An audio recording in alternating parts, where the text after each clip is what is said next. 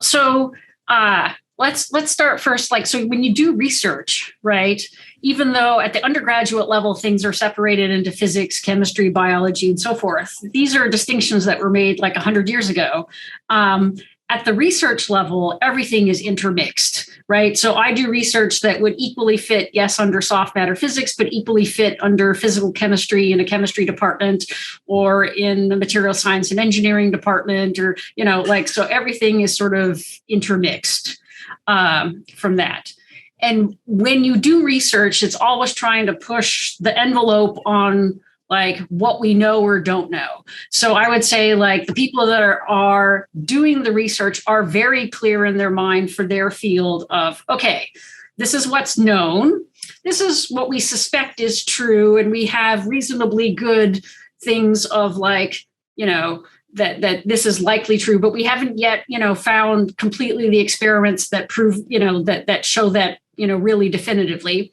And then we're speculating about what might be true. And there's only, hints of information that, this is, perhaps right or whatever. And then we're fully aware that over here is a whole bunch of stuff that like we haven't the foggiest clue about stuff we don't know or whatever. And you sit at that forefront. And as you do science, ever slowly, this evolves. Yeah. Maybe I'll hop on and we can talk about the science piece, because, I think that's a great sort of, I would sort of share that same worldview about sort of the way that scientific thought moves forward. And I guess when I've always thought about weaknesses of science, I'd say that the strength and the weakness are actually kind of the same, which is the strength of science is that it only ever provides one answer to a question. And the weakness is that it only ever provides one answer to a question. And the situation of it being a strength or weakness is really whether the question has only one answer. Because there are certain questions for which we expect that there will be one answer.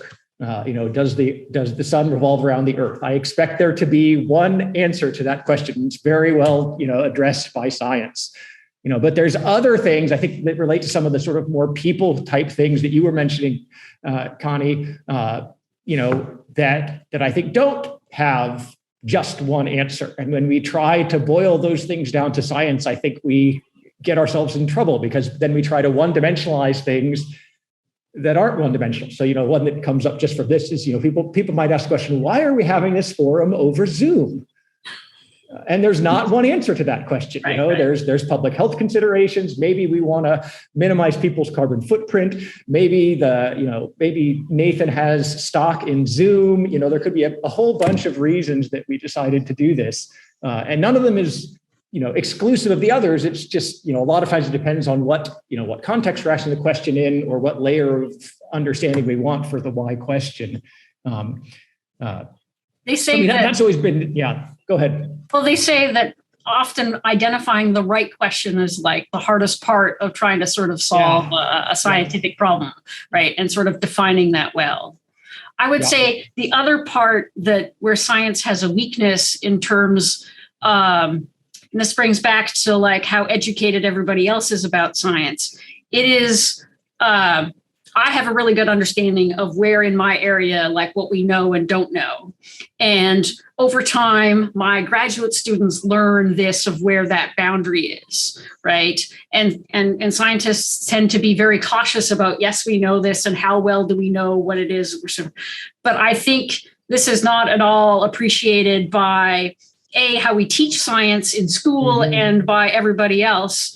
And, things are often presented, well, this new study showed this, and so therefore that must be true. And it's like, well, that's one study. And then you have to put it in the context of all the other things. And maybe it wasn't done well, or who knows, right? Like it is really sort of a body of science. And then over time, we simplify things, right, by being able to look back and go, okay, after many, many, many studies, we can agree on this thing. And then we put it in the textbook as if it's like, practically etched in stone.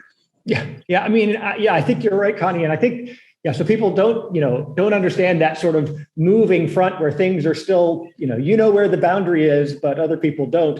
I think the other thing people don't understand is that even for the stuff that's behind the boundary, where I would say we know it, right, there still is the possibility that Yes. I might go back to, actually, never mind, we don't know that. I'm going to move that out of the known category because, people do another study and they're like, oh, wait, we'd actually, that just upends like, this whole piece of what we knew before is different now.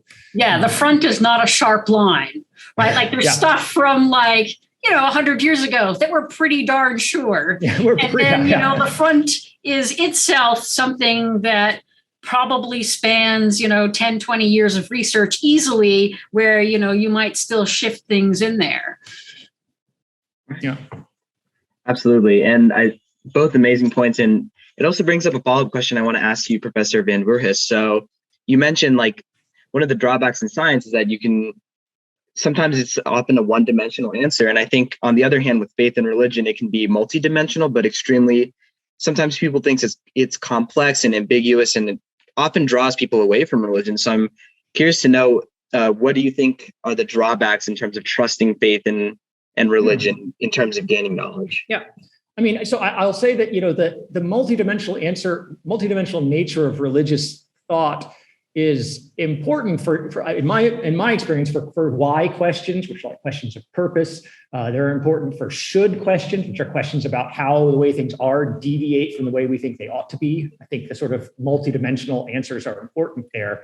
And I don't think that there's really a weakness of religious thought per se, except for the fact that I do see a tendency of some religious people to rely solely on religious thinking to the exclusion of all other forms of thinking. And I think that's just very likely to lead to errors. And I think as religious people, we are and ought to be committed to truth, the discovery of truth and to the understanding of truth.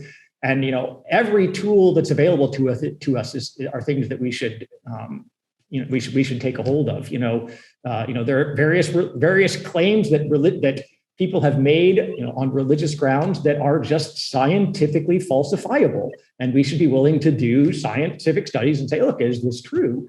And I actually think that that's actually beneficial to the religious community because, there are charlatans who will try to pull things over on people, pass off superstitions as true. And science in particular plays a really important role in sort of cleaning the barnacles off the hull of religious knowledge in that respect. Can I ask a naive question? Yeah.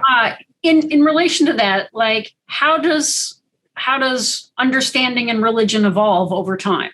Like you talk about trying to find the truth, and what's the process by which, understanding sort of evolves? Yeah, and that is a difference also, Connie, that you're bringing up, which is that I don't know that the idea of, we have a body of things that we know religiously, and then there's a front that we're building on that's expanding over time. I don't necessarily have that view of religious knowledge. It doesn't work in that way. I would actually say that science is somewhat unique in that. In that world, in the idea that worldview really does capture this, at least in natural sciences. I think the most natural sciences that captures the way we think about things. We're just sort of building a bigger whole. Always standing on the shoulders of giants, to steal the phrase from Newton. And I think the reason that religious knowledge isn't necessarily like that is like one of the key things that is important in religious knowledge is knowing yourself. And that's not something that, because there are new people, but, I'm new, I can't necessarily take the knowledge that other people have of themselves and translate it to me. And also I might feel like I know myself very well, only to discover that I don't actually know myself that well, or that I have changed. And therefore that I know who I used to be, but now I don't know who I am any longer. And I think some of those types of questions mean that, okay, well, there's a constant sense of re-examination that happens there. But I don't think the analogy that you give for science would be accurate for religion. I don't think we can say, look, here's codified what we know, and then here's the boundary, and we're always expanding it. I think that probably would not be a good way to think about religious knowledge.